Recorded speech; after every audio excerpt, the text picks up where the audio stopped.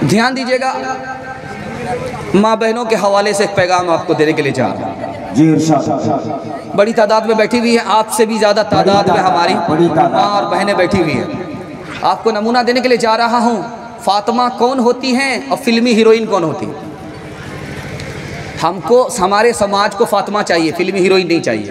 बिल्कुल। फिल्मी हीरोइन कौन सी औरत होती है ये बताने के लिए आपको जा रहा हूँ। शादी से पहले जिना कर लिया, पेट में हमल रह गया, दूसरे लड़का से निकाह किया, नाजायज़ इससे किया, काम नाजायज़ इससे हुआ, नाम उसका हो रहा है।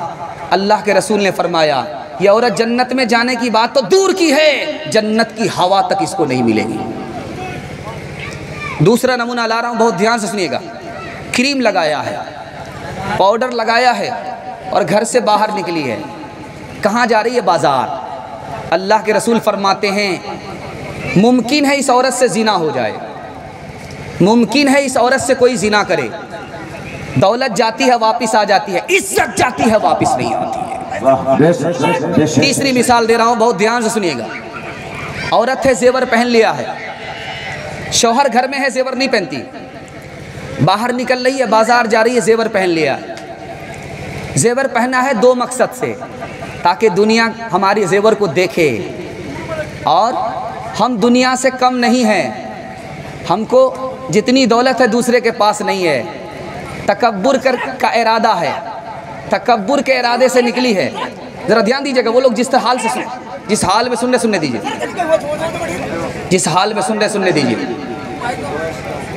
जेवर पहन करके निकली है, औरत का मकसद है दुनिया को दिखाने के लिए। अल्लाह के रसूल फरमाते इसी जेवर पहनने की वजह से ये औरत जहन्नम में जाएगी। चौथा नमूना दे रहा हूँ, बहुत ध्यान से सुनिएगा। शौहर बाहर गया है, औरत का नाजायज़ ताल्लुक़ दूसरे से है। शौहर बाहर गया है, पंजाब चला गया, और औरत का नाजायज़ ताल्लुक़ दूसरे से है, नादान है, मक्खी की तरह है। इसको तमीज़ ही नहीं कि मिठाई पर बैठना चाहिए, पखाने पर बैठना चाहिए। पखाने पर बैठ गई। अब जब शौहर को पता चला कि मैं घर से बाहर हूँ, मेरी बीवी का नाजायज़ ताल्लुक़ दूसरे से है, तो उसने जब मना किया तो क्या कहती है? मुझे तलाक दे दो। अल्लाह के रसूल ने फरमाया बिला वजह जो औरत तलाक मांगती है वो जन्नत में जाने की बात तो दूर की है, जन्नत की खुशबू तक नहीं पाएगी। पांचवा और आखिरी नमूना मैं आपके सामने लेकर के आ रहा हूँ। फेसबुक का लड़का है, व्हाट्सअप का लड़का है, लड़की को फ़ोन कर रहा है, लड़की रिसीव कर रही है, जान न पहचान मैं तेरा मेहमान। फेसबुक का लड़का है, व्हाट्सअप का लड़का है, फ़ोन करता है लड़की को, लड़की ने रिसीव कर लिया, लड़की ने रिसीव कर लिया।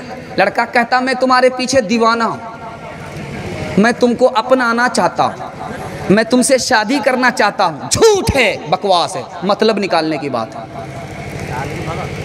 उसने आबरू लूट करके एक तरफ रास्ता ले लिया। अब लड़की कहती है भाई शादी करो, तो क्या कहता मेरा बाप तैयार नहीं, मेरी माँ तैयार नहीं, मतलब निकाल करके एक तरफ हो गया। लड़का जहर लेकर के हाथ में खड़ा है, लड़की से कहता है कि तुम अगर आबरू हवाले नहीं करोगी मैं जहर खा लूँगा। लड़की धोखे में आ गई, आबरू हवाले कर दिया। अब लड़का निकाह नहीं कर रहा। लड़की पूछ रही निकाह क्यों नहीं करते? आज जब तुम मुझसे धोखा खा गई, मेरे निकाह के बाद दूसरे से भी धोखा खा सकती हो। तीसरा नमूना ला रहा हूँ, बहुत ध्यान से सुनिएगा। फातिमा होती तो धोखा नहीं खाती, फिल्मी हीरोइन है इसलिए धोखा खाती। जो भाई नहीं था उसको भाई समझ लिया, जो बाप नहीं था उसको बाप समझ लिया। शौहर का भाई देवर है, मौत है, भाई नहीं है। बहन का जो दूल्हा है, बहनोई, वो भाई नहीं है, मौत है, मौत है। उसको भाई समझ लिया, वो आबरू लूट करके एक तरफ हो गया। ससुर का बाप बाप नहीं है, ससुर शौहर का बाप है, बहू का बाप नहीं है। ससुर को बाप समझ लिया, दारुल कज़ा में केस आया। लड़की ने कहा कि मुझको छुटकारा चाहिए। काजी साहब ने कहा क्यों? कहा कि शर्म की बात है, बोली नहीं जाती। कहा कि बताओ तो सही। कहा कि एक ही गिलास में बाप भी पानी पी रहा है, बेटा भी पानी पी रहा है। नमूना देने के लिए जा रहा हूँ, 3 मिसाल दूंगा, पैगाम को ख़त्म कर रहा हूँ। फिल्मी हीरोइन है इसलिए धोखा खा रही है, फिल्मी हीरोइन है इसलिए आबरू गंवा रही है। फातिमा होती तो अपनी आबरू की हिफाजत करती, धोखा नहीं खाती। 3 मिसाल दे रहा हूँ, ध्यान से सुनिएगा। बेटी बहुत गाली बोलती है, निकाह नहीं हो रहा, कहीं निकाह नहीं हो रहा, तो बाप ने क्या किया कि नाबीना से निकाह कर दिया। एक नाबीना से निकाह कर दिया। लड़की गाली बोलने वाली, बाप ने नाबीना से निकाह कर दिया। एक डॉक्टर साहब गांव में आए तो ससुर से कहा कि दामाद तुम्हारा नाबीना, उसकी आंख ठीक कर दो। कहा कि नहीं बाबा, अगर उसकी आंख ठीक होगी तो मेरी बेटी को तलाक दे दे। दूसरी मिसाल दे रहा हूँ, बहुत ध्यान से सुनिएगा। शौहर ने अपनी बीवी को 3 तलाक दिया। बीवी कहती है तुम 3000 तलाक दो, मैं लेती ही नहीं। दूसरी मिसाल आ रही है, तीसरी मिसाल आ रही, बहुत ध्यान से सुनिएगा। बहू आई है ससुराल में, बोलती नहीं है। तो सास ने कहा कि बेटी रुसवाई हो रही है, बोलती क्यों नहीं है? कहा कि अम्मा मैं कल से बोलूँगी। 40 रोज़ के बाद अब बहू बोल रही है। तो सास को करीब बुला करके कहती है कि अब अम्मी मैं तो 40 रोज़ से बोल नहीं रही थी, आपने कहा बोलने के लिए, तो मैं एक बात ज़रूरी बात आपसे बोलना चाहती हूँ। कहा क्या बेटी बोलो? कहा अगर तुम्हारा बेटा मर जाए तो मेरी दूसरी शादी कराओगे कि नहीं कराओ? सास ने कहा कि उल्लू की पट्टी, तू खामोश ही रह, इससे बेहतर है, बोलने से बेहतर है तू खामोश ही रह। तालीम औरतों को भी देनी ज़रूर है, लड़की जो बेपढ़ी हो तो वो बेशूर है। हुस्ने माशरत में सरासर फतूर है, और इसमें वालिदैन का बेशक कसूर है, और इसमें वालिदैन का बेशक कसूर है। लड़का रात के सन्नाटे में लड़की के पास आया। फातिमा का नमूना दे रहा हूँ, सुनने के लिए मुकम्मल तैयार है? हाथ रहिए इंशाल्लाह। फातिमा का नमूना देखने के लिए आ रहा हूँ। फिल्मी हीरोइन का नमूना आ गया। आबरू भी गंवा दिया, जान से भी गई, जहान से भी गई, धोखा खाई, न यहाँ की रही न वहाँ की रही। अब फातिमा का नमूना देने के लिए जा रहा हूँ। फातिमा कौन औरत होती है जो दूसरे से धोखा नहीं खाती, दूसरे को धोखा नहीं देती? फातिमा ये औरत होती है। मिसाल दे रहा हूँ। रात का सन्नाटा है, लड़का आया लड़की के पास। क्यों आए हो? का बुराई के लिए आया। कहा अच्छा बुराई करना चाह रहे हो? देखो कोई जाग तो नहीं रहा। लड़का गया, देख सुन करके आ रहा। का सब सो रहे। कहा कि फिर जाओ, देखो कहीं ढंग से देखो, कोई जाग तो नहीं रहा। फिर लड़का गया, फिर आया। कहा कि तीसरी बार जाओ, कहीं कोई जाग तो नहीं रहा। लड़का तीसरी बार आया। अब लड़की को देखिए क्या कहती है, सब लोग सो रहे हैं? कहा कि हाँ सब लोग सो रहे हैं। कहा खुदा के बारे में तुम्हारा क्या ख्याल है? अब वो जाग रहा है, अगर वो जाग रहा है तो मैं गुनाह नहीं कर सकती। दूसरी मिसाल दे रहा हूँ, बहुत ध्यान से सुनिएगा। लड़का आशिक हो गया लड़की के ऊपर। क्या कहता है कि मुझे बुराई करना है। लड़की ने कहा कि ठीक है बुराई करना चाहते हो, 40 रोज़ हज़रत उमर के पीछे तकबीर उला के साथ नमाज़ पढ़ो, उसके बाद बुराई करना। अब लड़का तकबीर उला के साथ हज़रत उमर के पीछे नमाज़ पढ़ रहा। हज़रत उमर ने कहा ये दीवाना तो सबसे पीछे नमाज़ पढ़ता था, ये आगे नमाज़ पढ़ रहा, क्या चक्कर है? कहा हुजूर ये लैला का चक्कर है, मौला का चक्कर नहीं है, किसी लड़की से चक्कर चल रहा है। उसने कह दिया है पहली सफ में नमाज़ पढ़ने के लिए, इसलिए आ रहा। कहा अच्छा मामला ये है। हज़रत उमर ने कहा अगर दिल से इसने नमाज़ पढ़ी तो लैला की मोहब्बत दिल से निकल जाएगी, मौला की मोहब्बत दिल में दाखिल हो जाएगी। तीसरी मिसाल दे रहा हूँ, बहुत ध्यान से सुनिएगा। लड़की आगे जा रही है, पीछे लड़का आ रहा। लड़की ने पलट करके देखा कि लड़का आगे है, पीछे से आ रहा है। तो लड़की से पूछा क्यों मेरे पीछे क्यों आ रहे? कहा कि तुम पर आशिक हो। कहा कि अच्छा आशिक हो, क्यों? कहा बहुत खूबसूरत हो। कहा मैं क्या खूबसूरत हूँ, मेरे पीछे जो मेरी बहन आ रही है मुझसे ज़्यादा खूबसूरत है।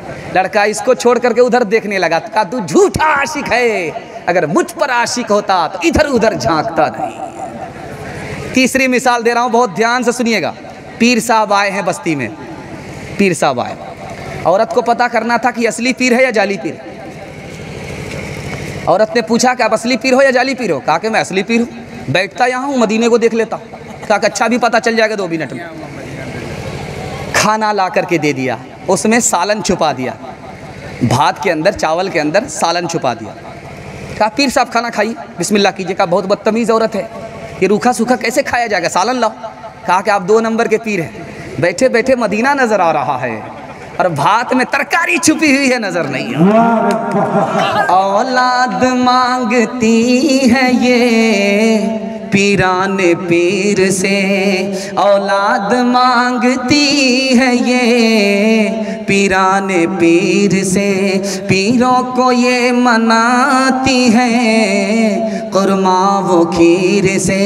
बिदात तो घर में रह गई, सुन्नत नहीं रही, बी फातिमा सी अब कोई औरत नहीं रही, बी फातिमा सी अब कोई औरत नहीं रही। पीर साहब आए, बुढ़िया ने खीर तैयार किया, कहा कि आप फातिहा कर दीजिए। खीर बड़ी प्यारी थी। अब पीर साहब को भूख बहुत तेज़ लगी थी, सारी खीर खा गए, प्लेट साफ करने लगे। अरे भाई उधर मत देखिए आप लोग, क्या हो रहा है? उधर वो लोग जो हो रहा होने दीजिए, आप लोग जलसा को इधर देखिए, जलसा आपका ख़त्म हो जाएगा, बर्बाद हो जाएगा।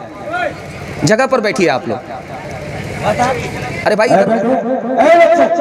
इधर उधर मत जाइए, बैठ जाइए, उधर उधर मत देखिए, आप हमारी तरफ देखिए। आज के बाद आप पूरे बस्ती को देखते रहिएगा। मैं आज ही आपको आपके सामने हूँ, आज ही मुझे देख सकते हैं, इसके बाद नजर नहीं आओ। ध्यान दीजिएगा, आप लोग ध्यान से सुनिएगा। बुढ़िया ने खीर तैयार किया, पीर साहब को बुलाया कि पीर साहब फातिहा कर दो। फातिहा का मतलब था कि बरकत के वास्ते मेरे वास्ते भी खीर छोड़ देनी। सारी खीर खा गए, खीर बड़ी प्यारी थी। अब भूख बहुत तेज़ लगी थी, सारी खीर खा गए। अब बुढ़िया ने आकर के देखा कि खीर मेरे वास्ते छोड़ी नहीं, सारी खीर खा गए। कहा अब क्या कर रहे हो? प्लेट साफ़ कर रहे थे। कहा मदीना साफ़ कर रहा हूँ। कहा कि अच्छा मदीना साफ़ कर रहा हूँ। बुढ़िया अंदर गई, जिस हांडी में खीर तैयार किया था ला करके रख दिया, ये मक्का है, इसको भी साफ़ करके चली जाओ। मंतिक से निकलना चाहते, बुढ़िया ने फ़लसफ़े से फंसा लिया।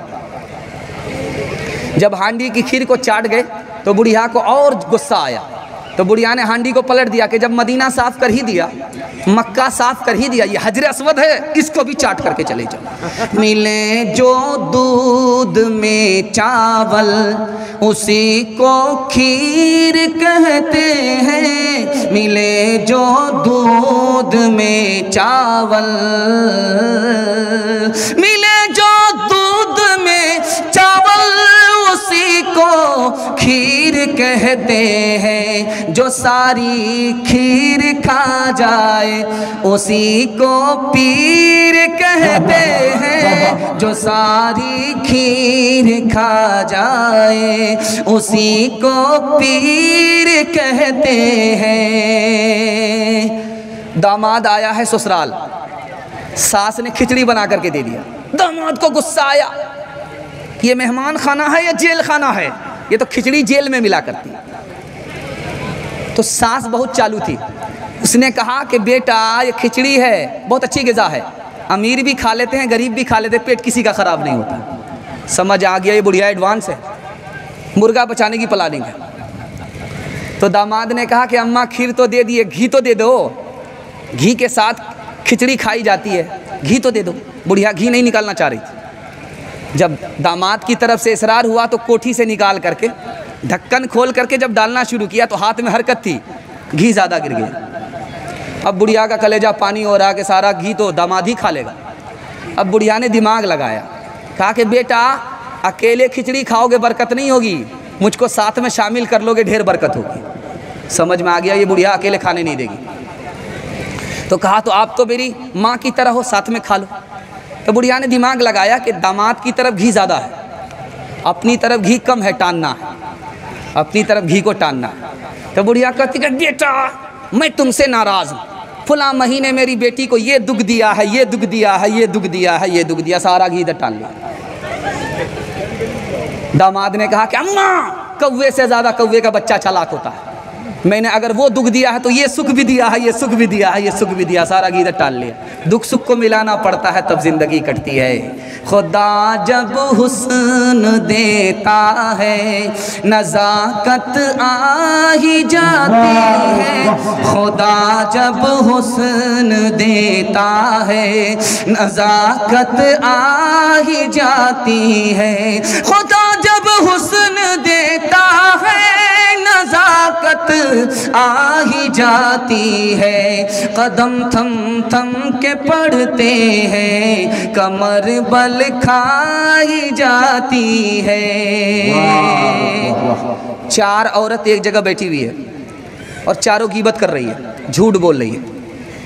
एक औरत ने कहा मेरे दादा को एक भैंस थी, इतना दूध देती थी कि पूरा शहर खीर खाता था।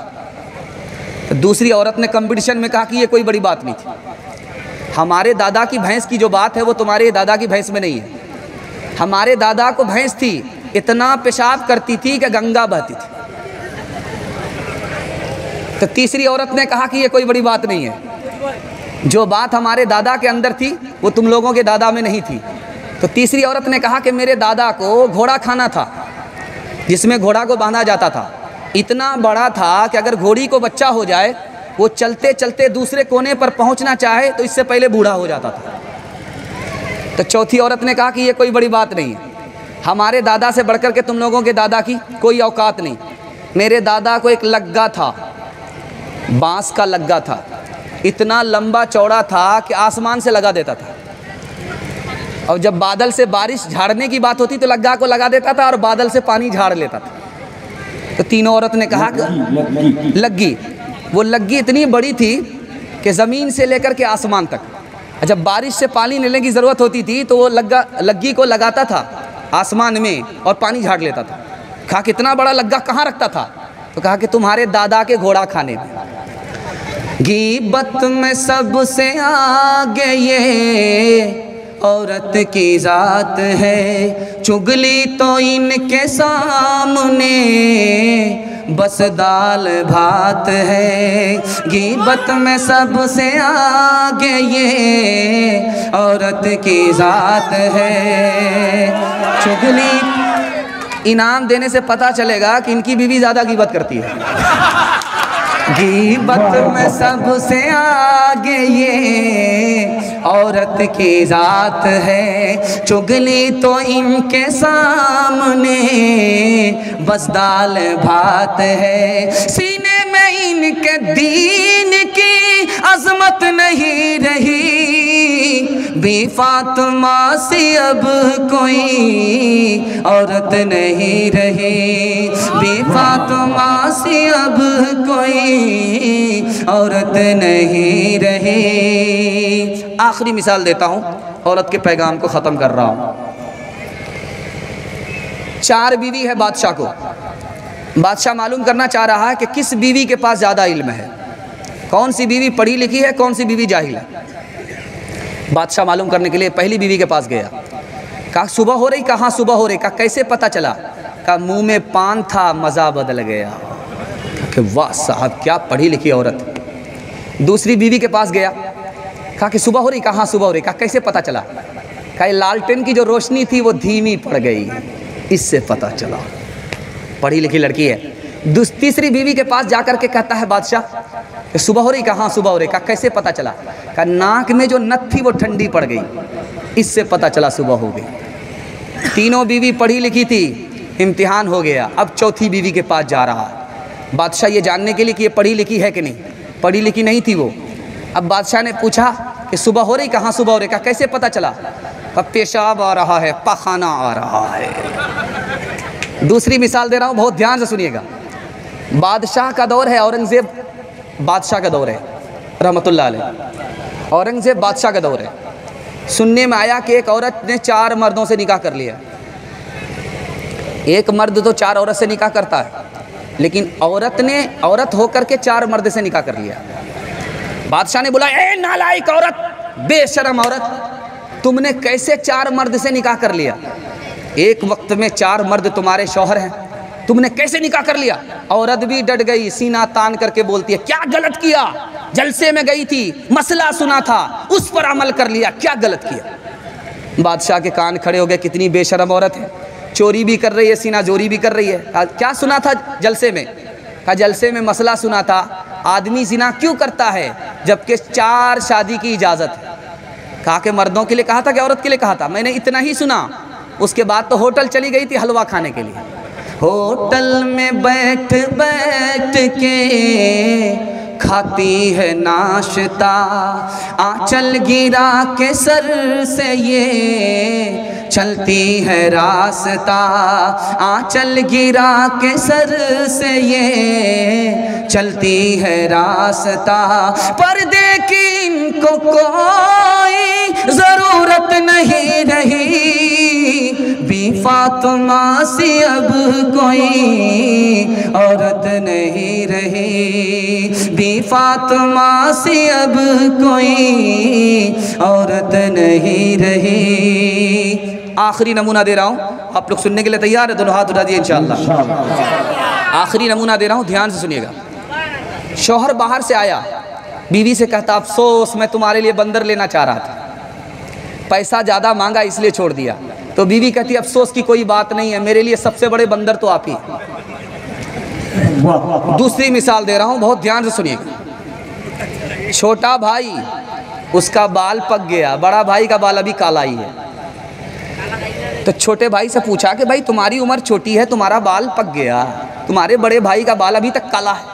उसने जो जवाब दिया वो मैं सुना रहा हूँ। उसने कहा कि भाई वो उसकी जो बीवी है उसके पास इल्म भी है, अखलाक भी है, अदब भी है, उसके यहाँ झगड़ा नहीं होता, कभी झगड़ा नहीं होता, उसके यहाँ झगड़ा होता ही नहीं है।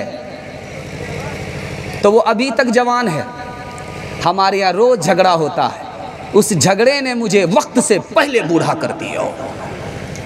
तीसरी मिसाल दे रहा हूँ, बहुत ध्यान से सुनिएगा।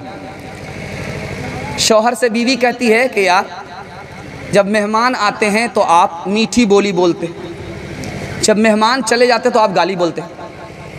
मेहमान जब आते हैं तो आप तो मीठी मीठी बोली बोलते हैं, कितने अच्छे हैं और बड़े प्यारे नज़र आते हैं, मोहब्बत से बात करते हैं और मीठी मीठी बोली बोलते हैं। लेकिन जब मेहमान चला जाता तो फिर वही गाली बोलते हैं। कहा जैसी तू है वैसा मैं,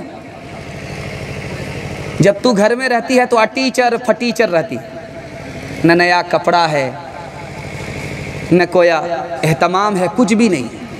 जब तू घर से बाहर निकलती है तो नया कपड़ा पहन करके निकलती है, जेवर पहन करके निकलती है। घर में है अटीचर फटीचर है, घर से बाहर निकलती है नया कपड़ा पहन करके निकलती है। जैसी तू वैसा मैं। चप्पल है ऊंचे हील की और ऊँटनी सी चाल, होठों पे लिपस्टिक लगा के कर रही है लाल। चप्पल है ऊंचे हील की और ऊँटनी सी चाल, होठों पे लिपस्टिक लगा के कर रही है लाल। शौहर के सामने कोई जीनत नहीं रही, बी फातिमा सी अब कोई औरत नहीं रही।